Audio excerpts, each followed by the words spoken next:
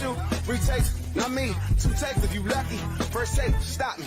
4 takes, that's true. 3 takes, not me. 2 takes if you lucky. First take, you got me.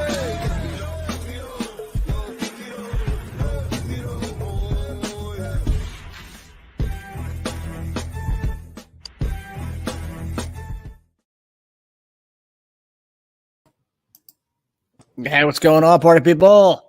Let's go. Cobb and Dash show. It's me and Cobb. Looks like it's an old school Cobb and Dash show. I don't think Barry is joining us. I haven't heard from him all day. Heard from him yesterday. He's kind of busy. He's kind of doing a lot of things, in a way. In a way. But yeah, week 9 in the books. I can't believe the fantasy season is really like rapidly approach. The end is near. Really, it's kind of crazy. It's also cool to see the every year, you know, we have different guys who make the playoffs and stuff. It's kind of, I mean, it's an interesting mix of people, to be quite honest with you. So Stu's the first seed. I'm the second seed. Hotch is the third seed. So familiar. Well, me and Hotch probably the familiar faces there. Stu hasn't been around in a while. Then you have Barry, familiar face. Paul has become a kind of a familiar face at the last couple seasons of the playoffs. And then Adam to round out the top 6.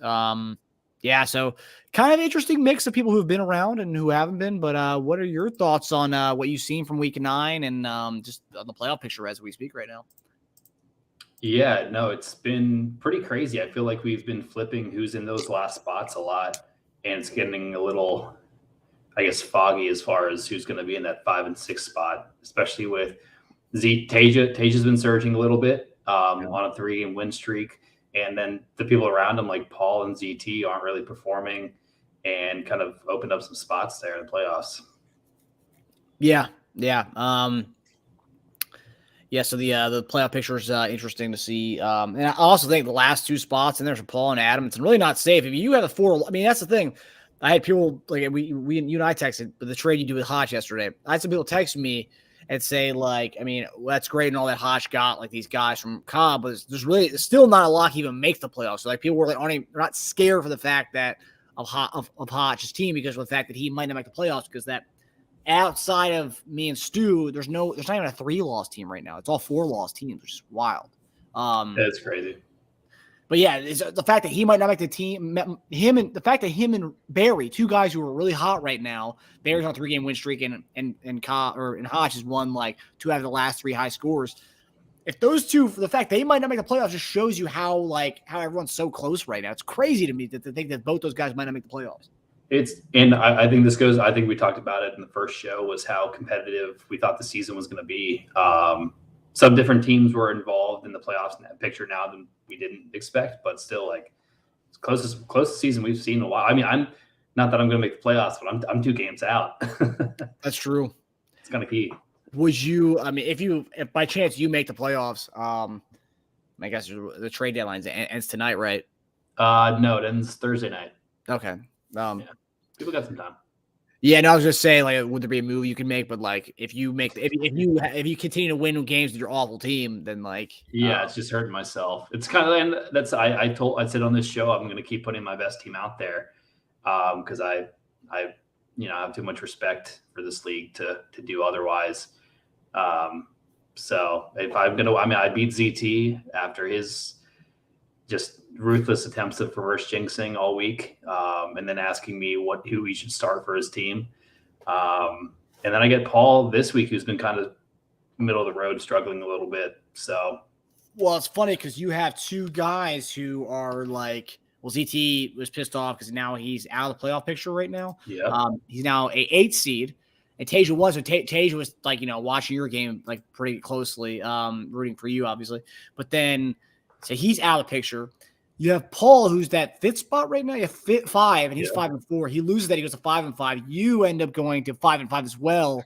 And then you also have Tasia and ZT playing each other 4-5 versus a 5-4 game this week. Wow, you jump one of them. Wow, that's crazy, man. So yeah. If ZT were to lose or ZT wins that game, ZT goes to 5 and 5, then Taja's at 5 and 5, and you win your game, you're at 5. Jesus, man, that's way too many 5 and 5 teams. That's crazy. Playing the spoiler over here, I kind of like it. This is when Russell Wilson and Cortland Sutton go on their tear. Could you imagine? That'd be I'd be so mad. Oh man. But yeah, we kind of mentioned the trades that were taking place yesterday. I had a long talk with you and Hotch about your trade. As I said over the text, I wasn't that mad about the trade.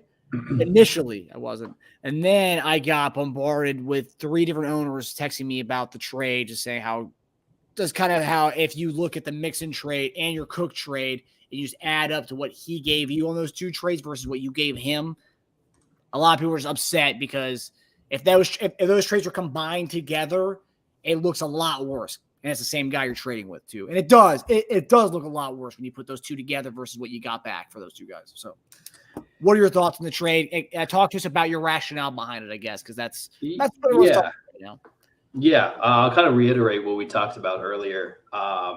First off, with the Mixon trade, I think it was pretty – I thought I was going to be the 11th seed going forward. Then teams around me kind of stopped before – not that they were performing, but I didn't expect to rise up the ranks like this. But Mixon had no play. I respect it. He helped me the previous year get to the championship game, but he's a first-round keeper. Has no place on a team that doesn't want to make the playoffs. And I'm getting probably a top 1 or 2 pick in at least top 3, I would say, in the second, which is going to be probably a top 12 pick anyways. I mean, I would take that in a heartbeat. I don't know who the hell wouldn't if they're out of the playoff picture or what we're thinking about that their team wasn't going to make the playoffs. So, maybe owners should take some notes. But on the Dalvin side, I was actively open on this show in other chats with okay, I see Tage is here too. I'll talk to him too. Oh shit, I don't have the comments up. Yeah, so that's the Mixon idea. And then with Dalvin, I mean, I was honest and open about wanting to get rid of Dalvin. He's helped me get 2 championships. I think his stock has been going down every single week. If you look at his production, it hasn't been that great. And honestly, if Jamar Chase comes back, he's not even going to start on Hodge's roster. He's an aging running back. And I think Olave is going to be one of the best rookie receivers he already is. And I think he's a long-term guy. I think Wan'Dale Robinson could be, and then Khalil Herbert should have that backfield to himself. So that's where my head's at. And I know you disagree, and I see Tage disagrees, and I disagree with both you. I'm happy with what I did. So, but this is my question. Olave's good keeper, and what tenor is he? 6, 7? 7, I think 6 or 7, something like that. Okay, so Olave's the outlier here. You go into next year, you're not keeping Wan'Dale or Herbert. Let's be real, you're not. And if you are, you're going to be right down with the Pancake King rankings right out the gate. If that is the case. Ooh, okay. Let me divulge a little bit. This is one of the guys who's upset about the trade yesterday. Week 2, Fields wasn't doing anything. It's the season goes on, values change.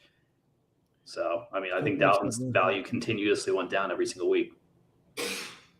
It's interesting that Dalvin's value has gone down, but yet Madison's value has not risen, which is odd as fuck to me. Not saying for future. I'm just saying this year, you would think Madison would be getting more volume with. Oh yeah, 100%. He really hasn't. And plus, and the fact they're 7-1, that's also another thing too. It's like, dude, how the fuck is Cook not looking good and Norris Madison looking good? And Cousins doesn't look that good either. Yeah, it's a weird 7-1. Yeah. I think they're going to win this week to continue with that. I think Buffalo, regardless of Allen plays, I think Minnesota's got the game. But yeah, no, I wanted to get you to talk about it because I like I said, there were people who did. This is one of them. So 2 other people were also interested in your trade with Hodge. A lot of people don't know this, but most people know. You've been chatting with Hodge on the Xbox mics, so a lot of people think there's collusion going on. I didn't think so. What's that? That's a key 2 days of COD we had. Yeah, but I'll just end it on. I also reached out to multiple owners about Dalvin, and no one seemed interested. So, like, I wanted to get rid of him, and I did. And I also like if you looked at my guys, my keeper options before this trade, anyways, I didn't have shit, and I didn't want to go keeper hunting in the off season. So I have options. I'm happy with my options. Good luck to Tasia on his playoff push. We'll talk on that a little bit, and I appreciate the feedback, but I'm happy. Yeah, you see what he reiterated that he wasn't the one who freaked out about it. That's right. I don't care who freaked out about it. Yeah, well, Hodge definitely did earlier. That for those you don't know, in that private group message when I was voicing the concerns of some of the owners in this league, Hodge threatened to quit the league because I was voicing the concerns of many of the owners in the league over this trade, and he couldn't take it. When you hold people's feet to the fire, they get mad and they threaten to quit. That's what happens. That's being commissioned is such a hard job and taxing. Really, I'm seeing these gray hairs on my sides. It's because I have to deal with these folks. But all right. So looking at the games this weekend, I know we just did the kind of a little bit of broad takeaways from week 9, but my biggest takeaway is the fact that Barry's team is one team that we thought was going to be like, oh man, this is a powerhouse coming. And he's on a 3-game win streak since making that trade. However, he has not won one high scoring. And apparently what he told me, a part of his plan was the fact that he wanted to have a bunch of the high scores to end the season now. He hasn't done that. He's won, but he hasn't got any high scores in. And I thought he was on a way towards that. And Hodge, again, pulls out 2 out of the last 3 high scores for the season. I think it's his 3rd on the season so far. And, yeah, I mean, the rookies have hit for him. And I honestly thought Hodge's team was going to be so bad this year. So he could thank Rashad Penny for getting hurt for KW3 being as good as he is this year. But, yeah, I think Hodge scoring 190 for the second week in the last 3 weeks was my big takeaway for the week. And yeah, there you go. Tasia says to Barry, Hodge created a super team without mortgaging his future. Take notes, Barry. Yeah, that's pretty much sums it up. And yeah, so Kyle, what was your week 9 takeaway? I think my week 9 takeaway is that the teams that haven't really made moves this season continue to fall. Paul, Adam, and ZT all try to fight for those last playoff spots. They haven't really been active. Well, I guess Paul's been active, but he hasn't made big splashes. And I think we've all talked about how you kind of need to make some big moves to win this league. And I think these are some teams that are kind of scared to do that. And they're just right in the middle of the pack of hoping to get those last two spots. It's gonna be interesting to watch. Yeah, I'm telling Paul you, does have 83 moves though, which is wild. It's ridiculous.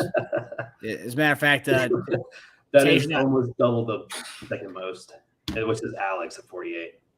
Yeah, Tasia and Alex has only started doing that after he did his moves. But Tasia and I looked at it. We looked at all of our leagues. And I think the highest that Tasia had in any of his leagues was like 38 or something like that, or 40 or something. And this dude's got 83. It's wild. And he has any more dollars to spend on a fob. So, but yeah, he's finally out of budget. I thought he's been out of budget for weeks. Yeah, there was weeks where I was like, dude, how does he have any money to spend? Yeah, every week he's spending money on stuff. Hey, guy cares, It's more like I'd say for actually everybody in this league does care. I was gonna say it's more like I say for some, but everyone's pretty involved. But okay, so we're gonna move to our week 10 matchups. A lot of good ones we kind of went over earlier. There's a lot of like 4 and 5, 5 and 4 games. There's 2 that I'm looking at right now, and then there's Barry has a easy one against Alex this week, and then you got Adam 5-14 playing against me, and then you have Hodge 5-4 playing against Stu. So there's some pivotal 5-4 matchups this week that you could see like a 6-way tie with 5-4s, which is unreal if that happens, or a 5-5s this week. So yeah, we're gonna go with our first one, our first matchup here that I have. You want to see Paul's taxes? Yeah, me too. We're going to the first one. I want you to actually talk about this one. Alex and Barry. It's probably the most boring matchup of the week because you have a team that's tanking versus a team that's going all in on this year. He's pulling a Rams on this season because think about this. What I was thinking about earlier. If the Rams didn't win last year, if they didn't win the Super Bowl last year, they'd be done. But the fact that they got a trophy out of it helps the situation. But Barry's like the Rams. If Barry doesn't win this year, Barry's done, and it could be the stupidest move in fantasy history, not just this like fantasy history. So, continue with that, and it's also the two teams that traded in that cup trade in this one. Yeah, that's what I was gonna bring up. It's unfortunate. It's two of our co-hosts that just didn't show up today, which is unfortunate. I'd love to get their opinions on their team in this matchup, and Alex.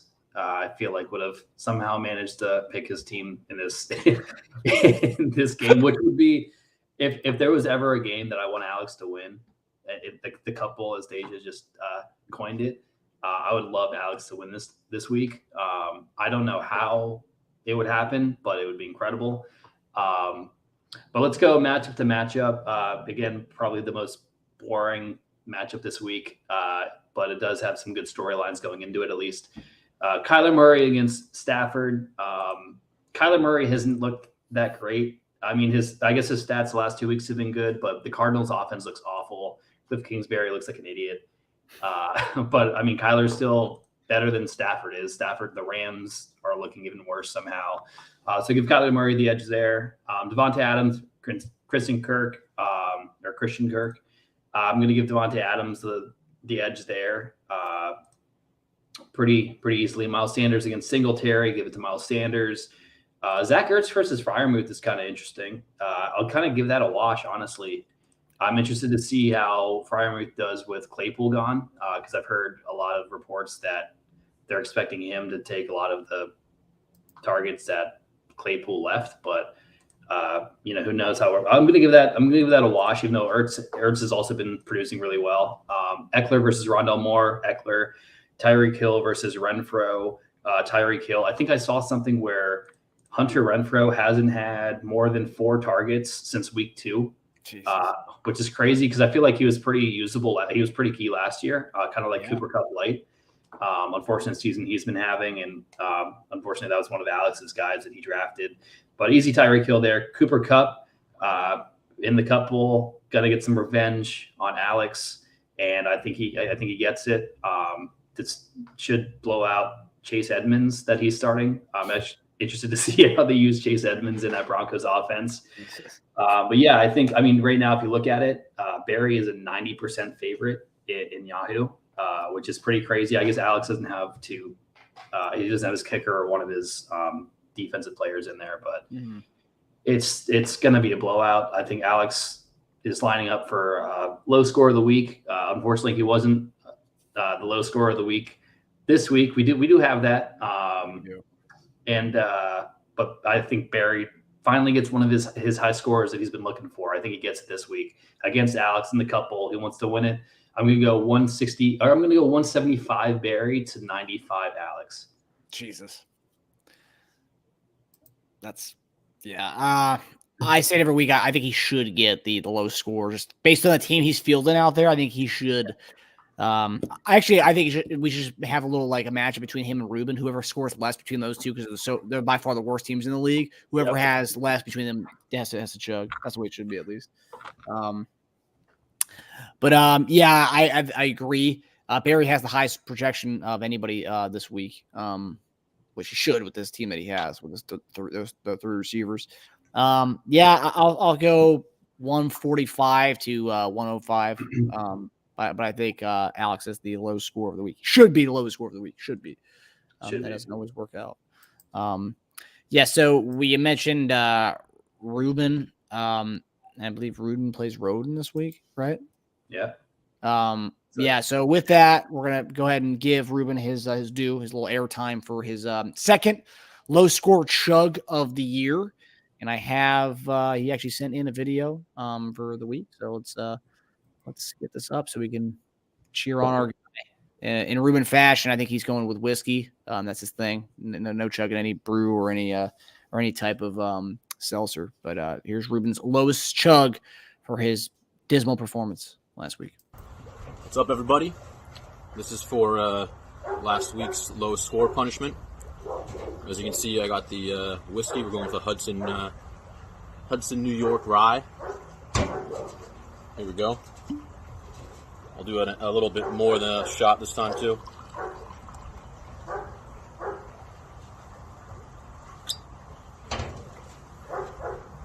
Cheers.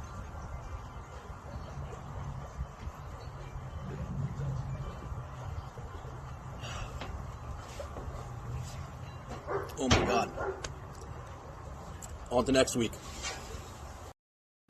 Wow. Wow. That's awful. I didn't think he could top. I mean, he's hit more than a shot this time. He did more than a shot the first time, and then he like just did a whole glass. I He's mean, like that's wild, dude.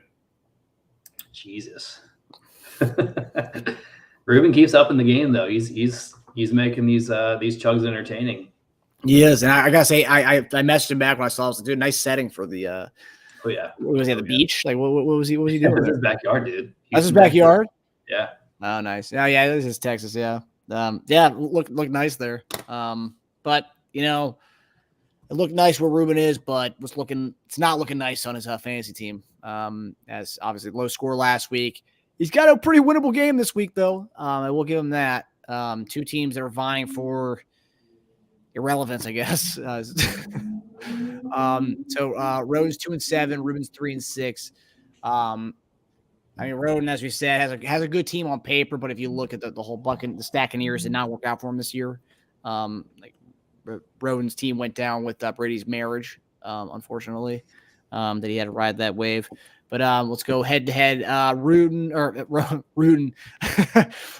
has Brady at Seattle or versus Seattle, and Goff's at Chicago for Ruben. God, it's really hard to say Roden or Ruben. Ruben's got Goff against Chicago. I'll take, based on what we saw what Tua did against Chicago last week, I'm going to go Goff. And the Lions offense has been a pretty high-powering offense this year. So I'll go Goff. Brady really hasn't given me much to write home about in this one. And Seattle's defense is actually pretty good. Mike Evans, Gabriel Davis. With the whole Josh Allen situation, his whole elbow, possibly Tommy John surgery is what I've been hearing with this UCL injury he has. Gabriel Davis and Diggs are going to take I will say this. Gabriel Davis will take a bigger hit than Diggs. Diggs has Case Keenum. Case Keenum and Diggs dominated Minnesota together. So I think Diggs' stock goes up big time with Case Keenum. But I'll go Mike Evans over Gabriel Davis. Lenny F, Najee Harris. Lenny F is going to lose his job to Rashad White. They're blaming all their offensive issues on him, poor guy. Najee Harris also blows. I'm going to go wash here. Both suck. Gerald Everett, Kyle Pitts. Gerald Everett's the only consistent guy they have over there in the Chargers. And it's, God, man, Kyle Pitts is so boomer bust, like 316, 310. Yeah, I'm going to go with Gerald Everett. He's been a really consistent, high floor guy. Give me Gerald Everett. Jalen Waddle, no fan. Jalen Waddle. Jamal Williams, Michael Gallup, Jamal Williams. Yeah, Roden's going to win this game. This game's not even going to be a toss-up. Give me Roden wins 135 to Ruben's 106. He'll edge out Alex by 1 point in the projection for this week. What do you have in this one? Yeah, I'm going to go Roden here as well. A little bit lower score for him. I'm going to give him a 115 to a 102 for Roden. But the thing is with Roden, I wouldn't want to win this week. He wins, he's going to hop Ruben in the standings, higher draft pick or a lower draft pick. Yeah, well, some guys don't want to tank, Yeah, that's true. And Roden's a fighter, dude. He is a fighter. I respect it. I do respect it. Yeah, that's good. Okay, so the next matchup, you got Dash and Adam. Big game. Two of the playoff teams. I think we have two matchups that are playoff teams this week. This one and Stu and Hotch, I believe, are the only two playoff team matchups. But you have a lot of good matchups too. But let's go with Dash and Adam. Give us your thoughts on this one. Yeah, this is going to be one to watch for sure, especially with Adam potentially dropping down to one of those 5-5 teams that we expect to see after this week. And people have been kind of waiting for him to fall out of the playoff spot. So maybe this is the week that it kind of cements that. But let's go matchup to matchup. Mahomes versus Dak. I'm going to go Mahomes there, just based off of what Mahomes has been doing again and again. It's hard to bet against him. Dak is still coming out of the bye. Hopefully he looked pretty good before the bye, but we'll kind of see how he does. I'm not going to compare him to Mahomes. I think he'll still have a good game, just not Mahomes level yet. Lazard versus A.J. Brown. I'm going to go A.J. Brown there. He's a grown-ass man. Lazard's good, too. I would compare like the Mahomes over Dak is similar to AJ Brown over Lazard. I think Lazard will have a good game. I think Dak will have a good game. I just think the other two are just on a whole another level right now. Cordell Patterson versus Derrick Henry. Patterson just went right back to his usage, which was crazy. I think he said he was at 90%, and that ended up being not true. They just ran it with him. I think he had a touchdown or so called back too, so he ended up scoring that drive anyway, though. Okay, so he potentially could have a bigger week. He had a great week. That had been great to see, that you've been waiting for him to come back and just to be right back in there is awesome. But you also have Derrick Henry on the other side. I think I'm going to give it to Derrick Henry. I did hear Carolina, Atlanta might be a messy game because there's a tropical storm or something going to hit Carolina. Interesting. So more rushes though, more attempts to rush. Yeah, more rushes, but I don't know. I'm going to give it Derrick Henry just how he's been doing. Playing against Denver's defense though, that's a stout defense. That ain't Chiefs defense. That's a stout defense. It is stout defense. I think it's close. Kelsey versus Ingram. Easy Kelsey there. Deebo Samuel against DeAndre Carter. Deebo Samuel, easy there. Pollard versus McCaffrey. It's interesting to see if Zeke plays. If Zeke doesn't play, could see Pollard doing better than McCaffrey here, especially against that Green Bay defense that's never really been good against the run. But as things stand, going to give it to CMC. Judy versus Amari Cooper. Going to give it to Amari Cooper. I think one of the things we talked about earlier was how surprising Amari Cooper's season's been with Jacoby Brissett, and he's a week away from Watson being at the helm. So could be even better. So I'll give Amari the edge there. So this is a really interesting match. I could see it going either way. You can see that with the high projections. I will give it the dash just based off of past performances and just being at 7-2, just and the stack. But I think Adam's going to give you a fight. I think it's going to be 155 to 145.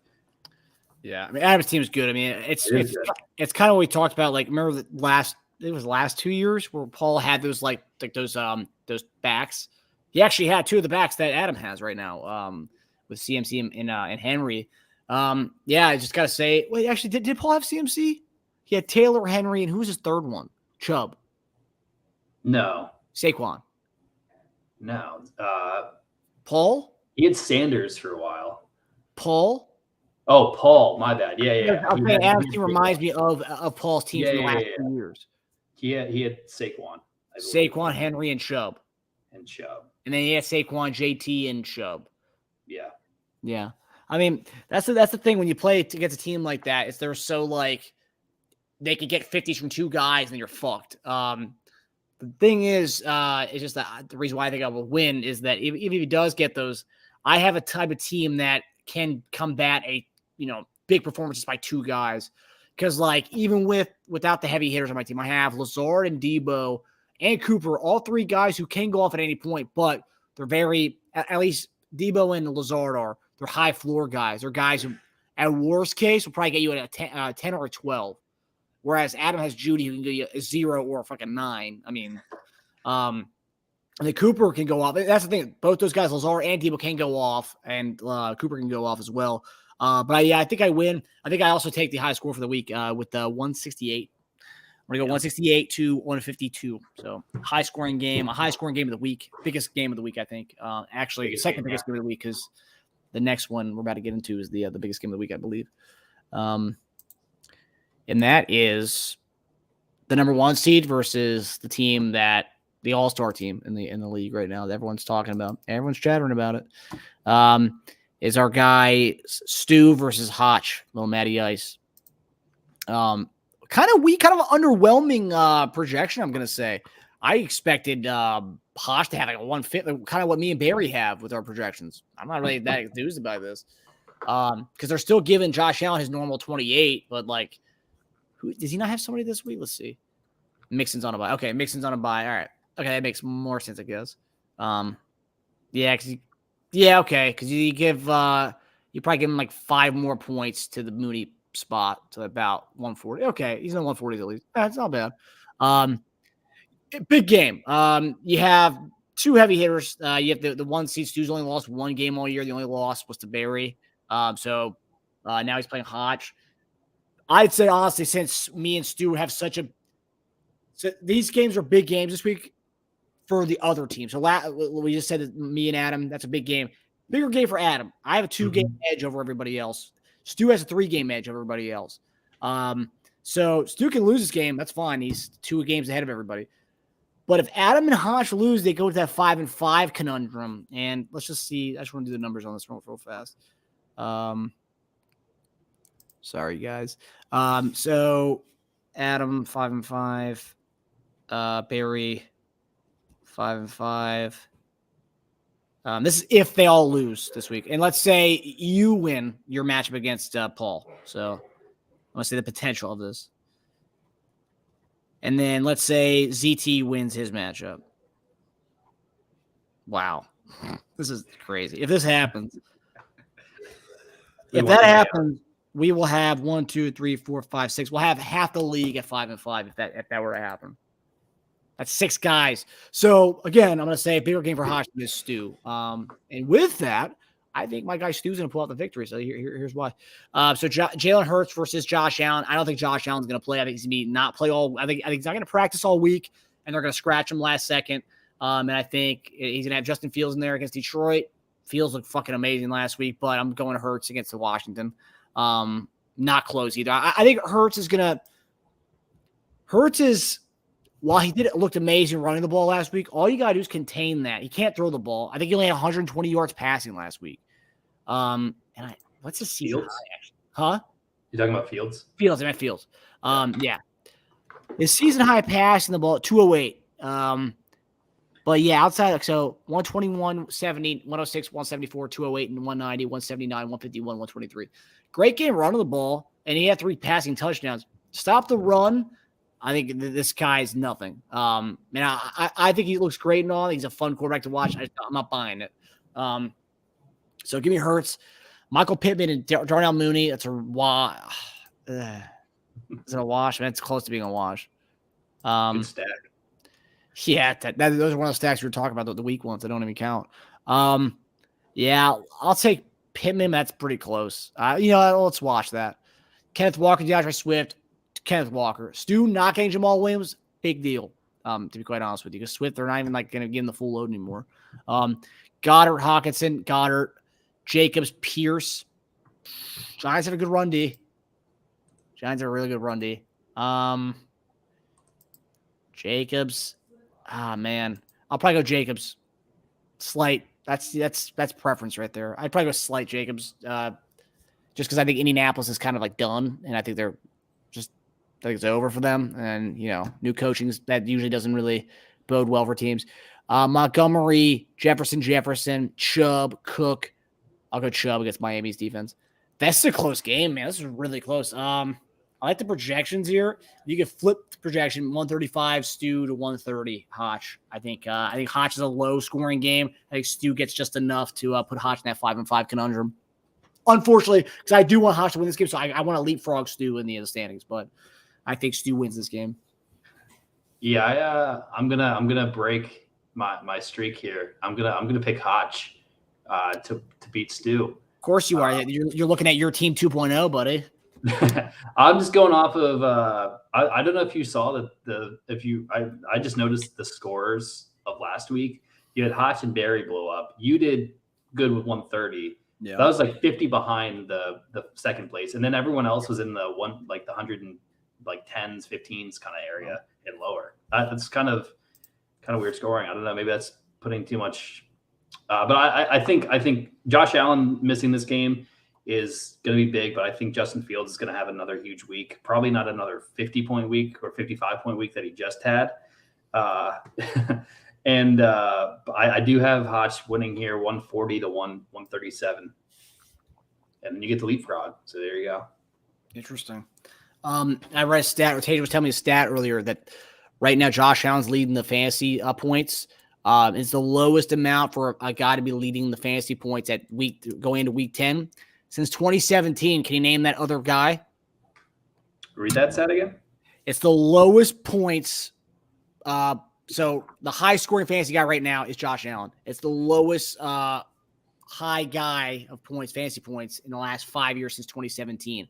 Who was that person in 2017 who led the way? Because it's to show how low scoring everything is right now. Jeez. I can give you a hint. He's since that team, he's played with 2 different teams since.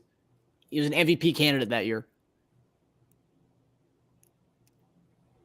I'm completely blanking right now. Who was it? Wentz. Yeah. Jesus, I never would have guessed it. When he told me, I guess Matt Ryan. His hint was he was never the same. I was like, Matt I was Ryan. trying to think quarterback, and Wentz never would have crossed my mind. That's hilarious. Yeah. Well, Ooh, you got, that yeah. would be a guess. The quarterback's always the high one. I mean, because it's Yeah. the 6 points. Jeez, are you guys behind? We just said it. Yeah, I think they're behind. What? I should have played that up a little more and actually given a guess. Oh my god. But yeah, I hope I hope Hotch wins just because I want that. There's all these teams to be in the 5-5 spot. So yeah, Adam Bear. No, dude, actually I was wrong. If Hotch loses, we'll have 7 teams at 5-5. 7, not 6, 7. Hotch, Adam, Barry, Paul, Cobb, ZT, Tasia. That's crazy.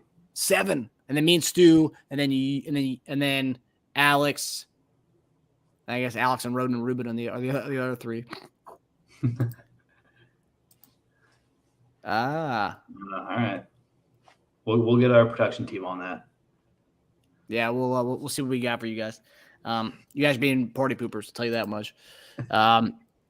Okay, so our next matchup, we had. Let's go. Is this Paul's lingering over here? Well, I just did the last one. Okay, we'll have you do. We'll have you do Roden and Ruben. No, we did that one already. What's that? Tasia and ZT. All right, you do ZT and Tasia. All right. So this is this is another like kind of to your point. If ZT is able to win, bring both of them to 5-5.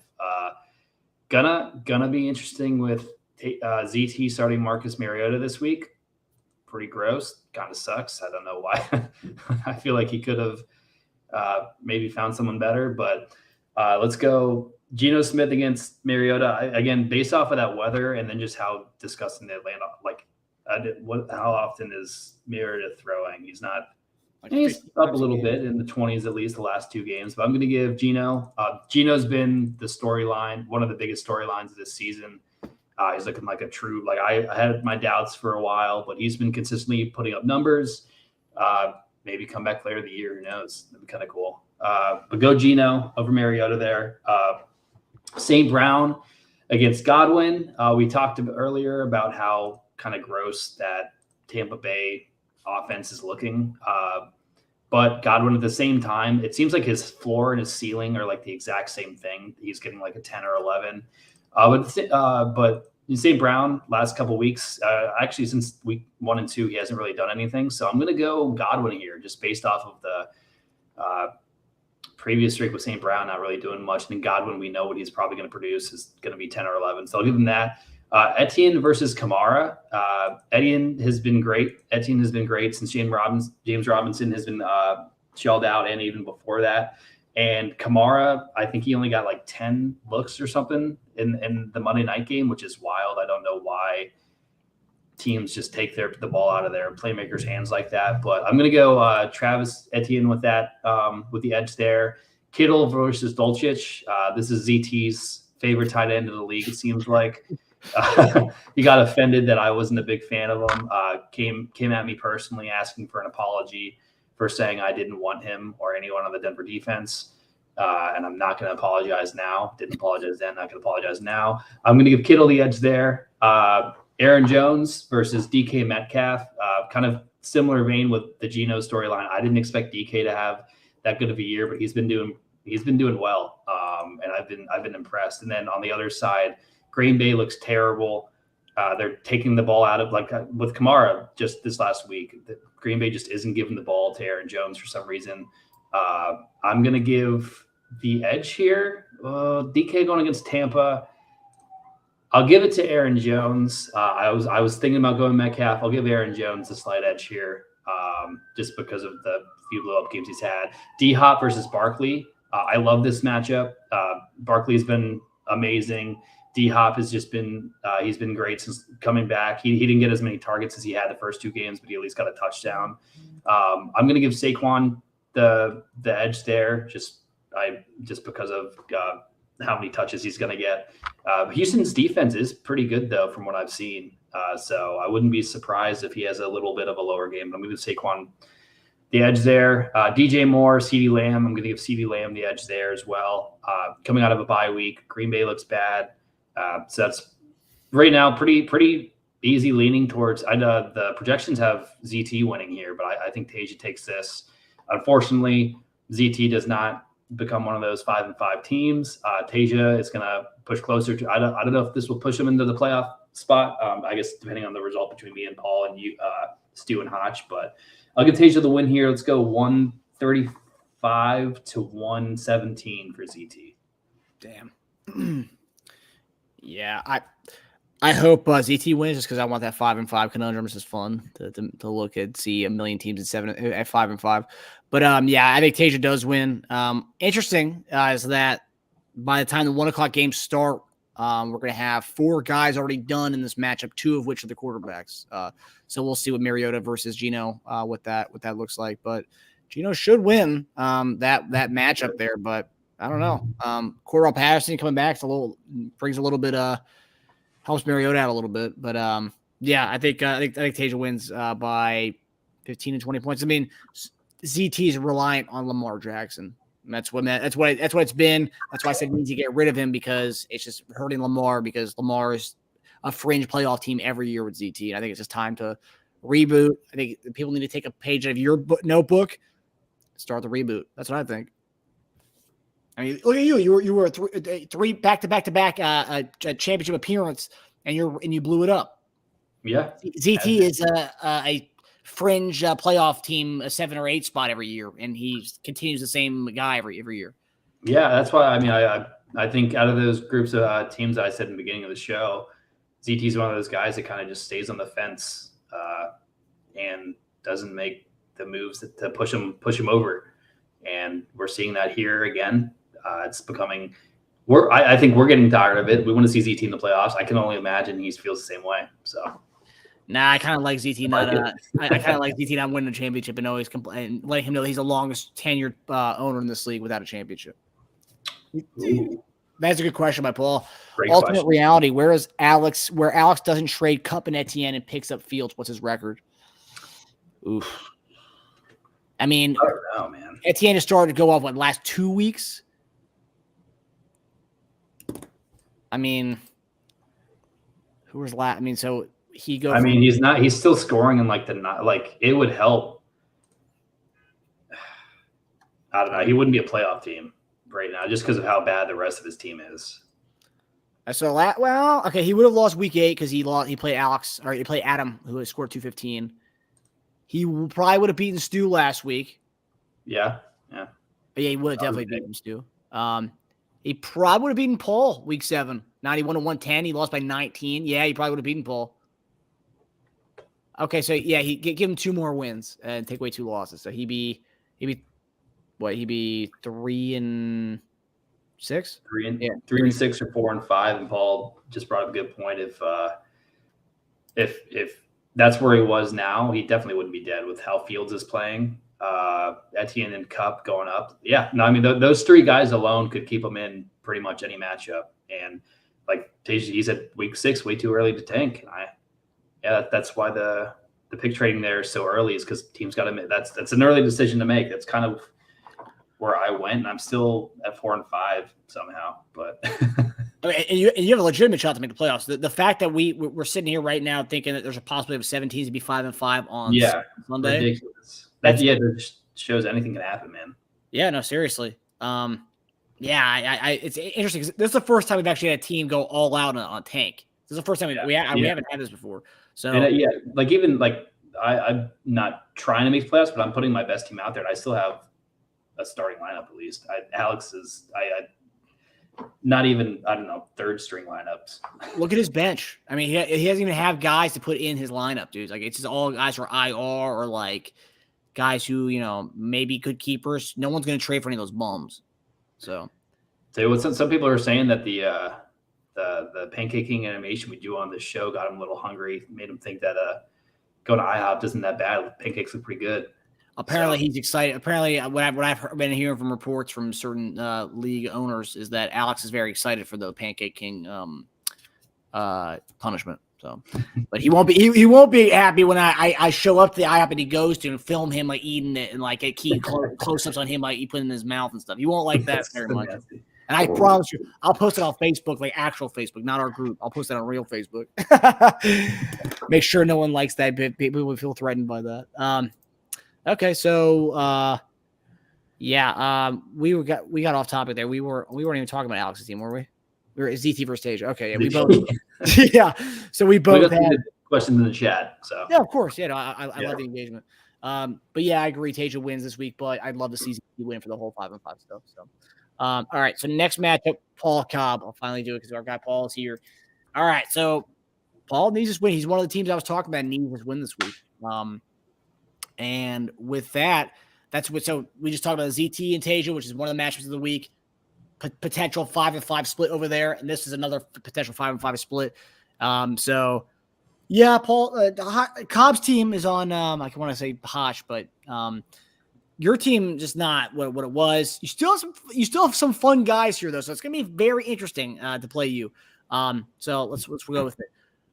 So Herbert versus Russell Wilson. Wilson at Tennessee. Herbert at San Francisco. Herbert's got a lack of weapons over there. Tennessee, yeah, Mahomes threw for 70 passes and threw for over 400 yards that game. Only threw one touchdown, but I want to say wash on this one because San Francisco, last time we saw them, they got dominated by Mahomes, and they had a bye week, so they had to prepare for Herbert. Herbert has none of his weapons. Well, at least he doesn't have Mike Williams. I don't know about Keenan Allen status. And you have Tennessee. Tennessee has got almost 500 yards from Mahomes. With Wilson, I'm going to say wash just because I think Herbert's going to get a stalemate, and I think Wilson's going to be Wilson. Diggs, Deontay Johnson can be Diggs because, like I said, even without Josh Allen, Case Keenum's got a rapport with Diggs. Diggs became a weapon, known as a weapon in the NFL because of Case Keenum throwing the ball. So give me Diggs on that one. Deontay Foreman, Herbert. I'm going to go Deontay Foreman. He had a bad week last week, but I think he bounces back. As a matter of fact, I think he had a big week against Atlanta the last time he played him. Yeah, 26 carries, 118 yards, 3 touchdowns. So, yeah, I think he bounces back. It has a huge week against Atlanta. Especially, and it's a rain game, too, so he'll be getting a lot of totes in that game. I'm going to go Schultz here. Dak's back. Dak's starting the Schultz. I don't care if Johnson had a touchdown last night. Dak's back, baby. And got to say, Paul, definitely regretting that Kittle trade and doing that Andrews trade because if I was him, I would have loved to have had Kittle on this team instead of Andrews. Andrews, since he's got him, he's been hurt. Kittle's dominating. He's back to his old self. But I'll go Schultz. Dak loves Schultz. That's really his number one target. Devontae Smith, George Pickens. Give me Devontae Smith, although Devontae Smith didn't look good last. Yeah, okay. George Pickens doesn't look good either. Yeah, I'll go Devontae Smith slightly, though, even though it could be a wash. Keenan Allen, Cortland Sutton. Give me Keenan Allen if he plays, but we don't know if he's going to play at this point. Jeez, Keenan Allen's having an awful season. Barely played. And, you know what? God, they both have bad seasons. Jesus, dude, this is crazy. I'm going to go wash. Oh, man. All the washes I can get. Yeah, dude. Jesus. Jonathan Taylor and Olave, Jonathan Taylor, if Jonathan Taylor plays. Because tell you what, Jeff Saturday's the coach now. They're going to run that ball like 40 fucking times a game, dude. So if Taylor plays, give me Jonathan Taylor all day. Guys, this is a closer game than it should be. Jesus. I'm going to go Paul, man. But this is a really close game. I like the projection as of right now. That's for I know you guys both have bye weeks in there, but I'm going to go Paul wins this game like 112 to like 106, dude. This is going to be a fucking grinded out game. It's going to be fun to watch. What do you got to say about this? It's exactly the kind of game I want. I need those grinders. If Jonathan Taylor doesn't play, and I'm pretty sure they said his injury was a week-to-week injury, I think I win this one if Jonathan Taylor doesn't play. Wow. I'm excited. All of my guys, almost my entire starting lineup is coming off of a bye, as in like the Steelers and the Broncos. And I'm kind of excited about that, probably a little too excited. And I'll probably be crashed down to earth. But I'm going to go me here. 121 to 114. You? Yeah. Wow. This is contingent on Jonathan Taylor not playing. Yeah. Jonathan Taylor not playing. If Jonathan Taylor wins or plays, I'll give Paul the edge there. I'll go Paul 125 to the 121. I think I'll get. Let me ask you something, because it seems like you're kind of like you're a fan. You're kind of excited about your team this year. Is this more exciting than like last 3 years? Obviously, championship is always fun, but like having a team is like shitty, but like you could still like play spoiler. That's kind of fun. It is kind of fun. I mean, I'd much rather be in the championship race. Let's get that right. I do like playing spoiler, though. I didn't expect to be in this position to play spoiler. I wasn't even thinking about it until the shit ZT started pulling last week, and now I'm all about it. So anything I take out on other owners, I'm sorry, ZT started that. Yeah, I don't know. It's a lot of guys, and I'm like interested to see how they do with the Pickens. Garrett Wilson's not playing this week, but like Olave now, Wan'Dale Robinson. A lot of people I'm like excited to see how they do for the rest of the season. So, and if I get a win on top of that, it's even better. So it's exciting. I definitely wouldn't say it's a different kind of enjoyment. Yeah. Yeah. No, I mean, I think you could easily pull out this win. I think it's going to be a close game regardless. But this is the game, I think, of the ZT-Tasia one. I think Tasia wins that one. I think this is the game that's going to be the more that we're going to see the 5-5 split. I think there's a big chance you win this game. A huge chance. But I think Paul wins. But this is going to be fun to watch, man. I'm really rooting for the 5-5 across the league. I really love that so much, man. But I think that's it for all the games, right? Alex Berry, ZT-Tasia, Stu Hotch, Paul Cobb, Dash Adam, Roden Rubin. That's it. All right. Okay. Well, now it's time for everyone's favorite part of the show, which is the Pancake King rankings. Pancake King rankings, of course, it's brought to you by a pair of bills, guys. It's of course brought to you guys by IHOP, the home of the stack. It's fall, so of course the pumpkin pancakes are back. So go ahead and get your pumpkin pancakes. We love the pumpkin pancake stack.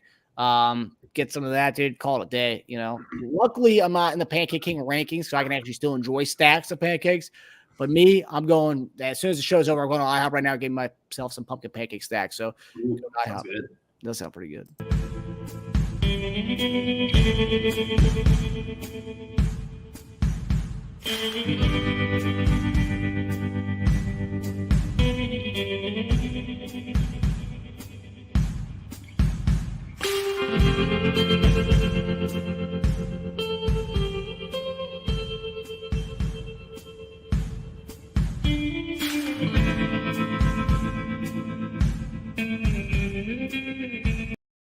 You got that right. The stack is back. Stack is back all season long, right here on the BL Plus, right here on the Cop and Dash show. Stack is 365/7. Stack is back. You better believe it.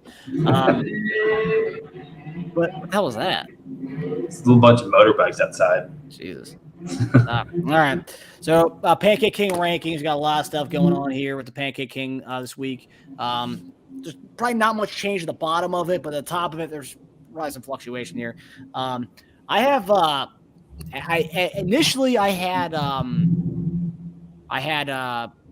at my 7th spot, but I think Paul's my 7th spot, unfortunately. I love Paul, and Paul knows that. But I just think with Herbert having the weapons that he has, that they're all hurt, Keenan Allen that he has on his team too, we've only seen him twice this year. He hasn't looked right. The hamstring injury is going to obviously reoccurring. And then Jonathan Taylor, the injury that he suffered, and I don't think you have his backup in Jackson. Their coaching situations in turmoil. I just think that team, with the beginning of the season, we thought it was going to be a powerhouse. I know, I think you and I think you and Alex had Paul and CT or Stu as the top 3 this year. It just hasn't really been a big deal for his team. Hasn't been good. Breece Hall went down. That hurt him big time. Trey and George Kittle, Mark Andrews hurt. So yeah, Paul's my 7th spot, unfortunately. As of right now, things can change. Andrews can come back healthy. Taylor can come back healthy. But I think as of right now, Paul's out on the outside looking in. Yeah, I have Paul here as well. Like you mentioned, the Chargers offense not being what people expected this year, a lot in part because of injuries. I have Herbert in a league. I have Mike Williams in 2 leagues, and those leagues do not look good. So unfortunately with that, and then as you mentioned, the Jonathan Taylor injury, we've been waiting for him to come back, and it's just been kind of a big tease all year.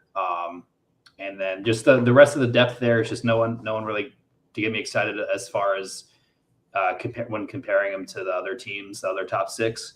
So I have him at 7. Obviously, could still very much be in the hunt with playoffs, but I'd put him at most at a 5-6 seed. Yeah, I mean, still a shot. I mean, that's the thing. I mean, his guys are good. If they get healthy, he's definitely in the playoffs. Right. Okay, so my 8th spot is our guy. Is the guy that we always talk about who's wasting. He's letting Lamar Jackson rot away on his team. So our guy Z Tizzle, Kale God. I mean, again, he's literally relying on Lamar Jackson. And if Lamar Jackson ain't doing anything, he's not doing anything. Look at his keepers, though. Lamar Jackson, McLaurin. McLaurin's been okay this year. I mean, McLaurin's been pretty bad, actually. High score of the year is a 15.8. Low score is a 4. I mean, that quarterback situation is awful. Kamara has been pretty good for him this year. He had that one big week, but outside that one big week, he's been pretty mediocre. Saquon's been amazing. It was a great draft pick for him. But yeah, his team's just kind of like meh. Really like just not exciting. This team's gonna be, if it does make the playoffs, it's a round 1 knockout. I just don't see this team going anywhere at all. I think ZT needs to make a big overhaul and make some big move this offseason because unlike Paul's team, I think Paul's team has a chance to make the playoffs. I don't think ZT's team has a chance to make the playoffs. I think he's an 8 spot right now. I think he could easily go as far as 9 with the way the last 3 teams are. I think he goes as far as 9, but ZT's an 8 spot for me, big time. Yeah, I have ZT here as well. I think our rankings are probably going to be pretty similar this week then. And honestly, I think this is the rankings I had last week too. But like you said, it's just not an exciting team. He does also have Ramondre Stevenson, who is great. But they're also I still don't imagine that. I mean, they were running JJ Taylor there a few times, like on the goal line, which made no sense. But it's just that New England backfield is always a question mark, but he could be good keeper. ZT did text me on to next year. So it sounds like he's also counting out that he's not going to make the playoffs, which is sad. Really? Yeah. So he's keeping that very close to the vest there. Yeah. And yeah, it's just unfortunate. Just a bunch of people that underwhelmed this year with, St. Brown looked like he was going to be awesome this year and hasn't really been back to what he was. Saquon's been awesome. DK has been better than expected, but other than that, it's just a bunch of up and downs. And like you said, if he makes the playoffs, I don't expect him staying. So I give him the 8th seed here. I expect him to miss the playoffs. All right. So for my 9th seed, tough one. From 9 to 12 is pretty tough. I'll go Roden. No. Sorry. I went Cobb here at 9. 9's you. You obviously have a chance. You have a chance to make the playoffs. Roden's that's done. You have a shot to make the playoffs. Based on your matchups, I was looking at your schedule. You actually have a pretty easy schedule to end the season off, which is interesting because you got Paul, which based on the bye weeks and the injuries, that's doable. Then you have actually you don't have an easy schedule. Never mind, you don't have an easy schedule. Yeah, I was looking at somebody else. Sorry. Yeah, you got Paul, which I think you could win this week. You have Adams, which I think you could win. Then you have Stu. That's going to be tough. Then you got Barry. That's going to be tough. And you have Alex to end the season off. But I think if you can if you can pull off three wins there, I think you make the playoffs. Adam, okay, let's say you get Paul. Let's say you win Adam. You go 2. Then you lose to Stu and you lose to Barry. That's 2-2. You play Alex last week of the season. That could be potentially for a playoff spot. If you go 3-2 to end the season off there. That's wild, dude. But yeah, I think you have a better shot than the other 3. Your team's obviously not good, but there's a chance that Wilson. I mean, I think everyone's been waiting for Wilson to snap out of this because I don't think people see this as him being that bad this year. People can't conceive that this could be a real thing. But yeah, I think the only way you win to continue to make the playoffs is if Wilson snaps out of it somehow in the next 5 weeks. I don't think it's going to happen, but I think it could happen. But that's where I'm at with this one. Yeah, I also have myself at 9 here. I do wish I had a lot of exciting guys on my roster. I do wish I was able to ride out the Justin Fields train for another week because it was fun actually having a quarterback to root for and do well for your fantasy team, unlike Russell Wilson this entire season. But hopefully the bye week helped. Some part of me doubts it very heavily, but It would be crazy if I made the playoffs. It would be unfortunate just because I feel like the two guys above me would have a much better shot at knocking someone off in that first week. And I'd feel almost like I'm robbing them of a playoff spot, but that's what happens in this league. It's a dog-eat-dog league. So I have me at 9, not expecting the playoffs, but never know. Dark horse. I like it. And yeah, as Paul said, points 4 is probably going to decide, and my points 4 is not good. So I might need more than 3 wins. I mean, if things continue to happen, or teams keep beating each other that are in that 5-5 threshold, I mean, it's not really unthinkable to think that you could do that.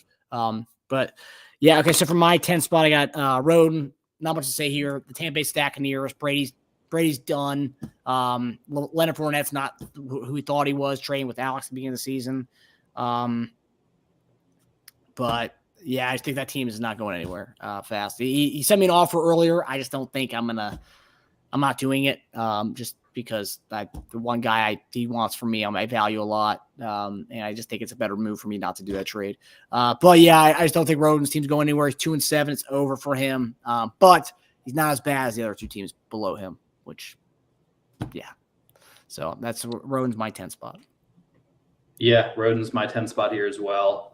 Like the Tampa Bay has not been good at all.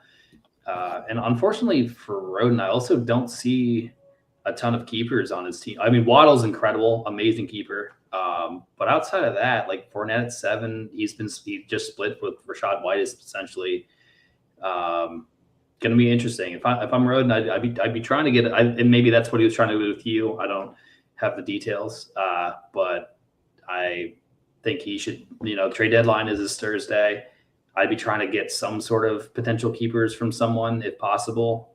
And, but otherwise, I don't really see much else with his team, but I think 10's a good spot for him. Yeah.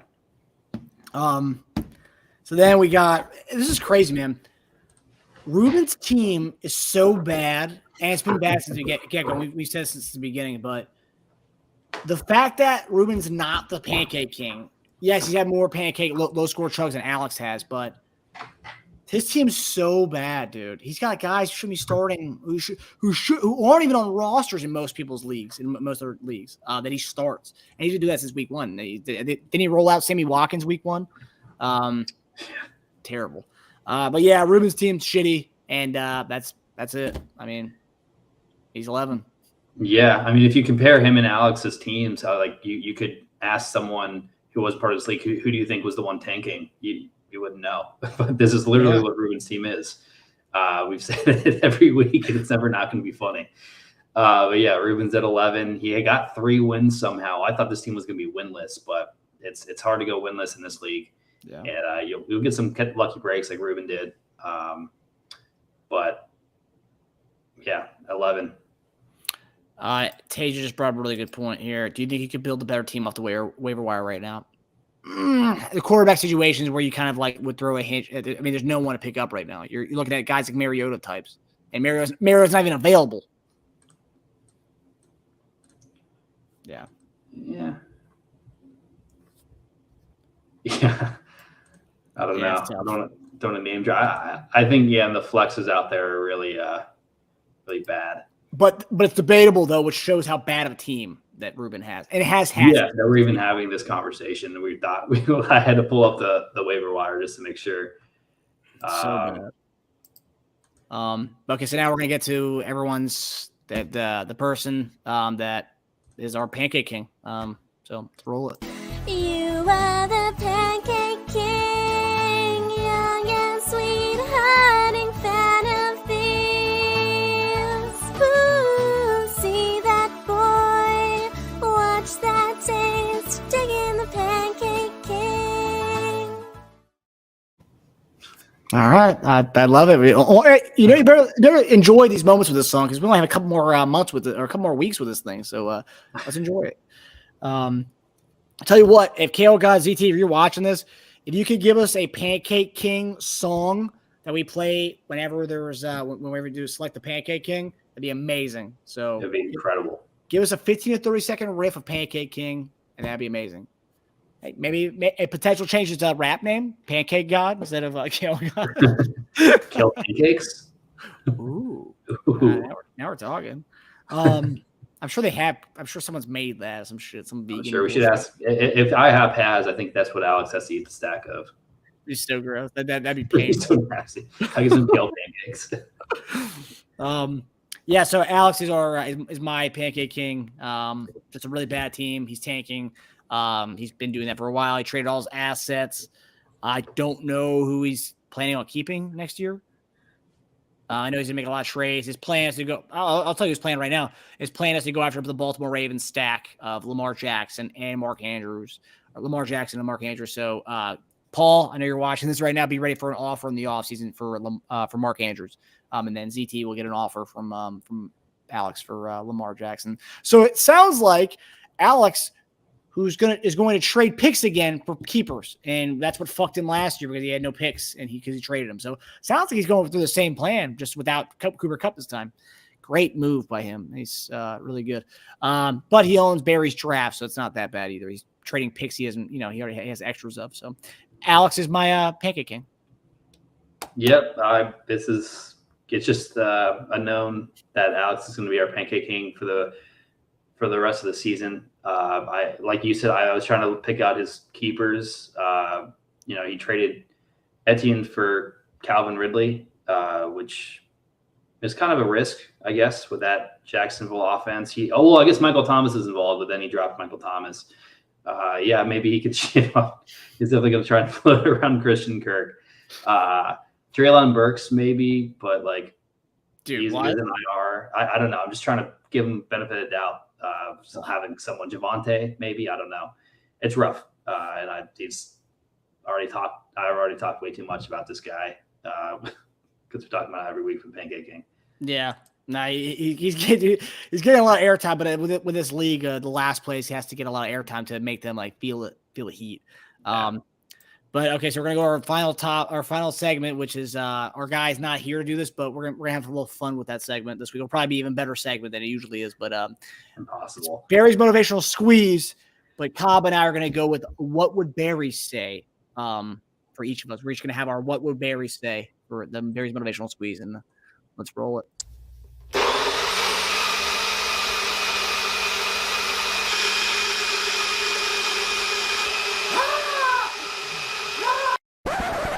This is why you're fucking holding back, and I'm tired of the BS. I love that so much. Oh my god. So my Barry's motivational squeeze. What would Barry say? So Barry's playing Alex this week. And so Barry would say,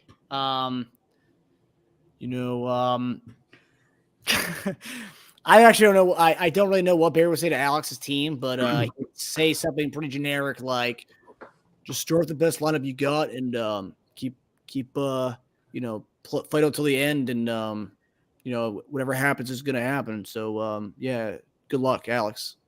No wins a gimme, but this one's gonna be tough too. We're not looking ahead. We're looking at this one. We're 0-0 going into this week. So that's my what would Barry say to Alex this week? Yeah, I'm gonna vote with my team this week. We're on a 3-game win streak. A lot of we have a good team, but we get our revenge game this week, and Cooper Kupp game, and I think we win. But we're gonna keep on keeping on. So, all right, Barry, that's good. Anything else you want to say? Anything about anybody else's team? Nah, man, not giving anyone else any motivation. Oh my god. Yeah, there you go. Yeah. That's another Good. Yeah, fantasy football is a week-to-week thing, and all you can do is just start the best roster and hope for the best. Yeah, man. Tell you what, man, Barry needs to write a book. Barry needs to write a motivational squeeze book. I'm telling you, man, people would pay a good amount of money to read that thing. Actually, I don't know about that, but I'd read it. We'd have a Common Dash, a bonus episode for the season just to read the manuscript of Barry's motivational juice book. Good audiobook. Dude, and have him do the voiceover, dude. Oh yeah. Good sleeps from listening to that thing. All right, people. Well, wish everyone good luck this week, week 10. I hope to come back here next week and talk about 5-5 teams and have a key little March Madness bracket with the 5-5 teams to rate those. Good luck, and Cobb. Enjoy the wedding in South Carolina. Yeah, South Carolina. All right. Well, that does it for us. Thanks for joining us on the Cobb and Dash Show. We'll see you guys next week.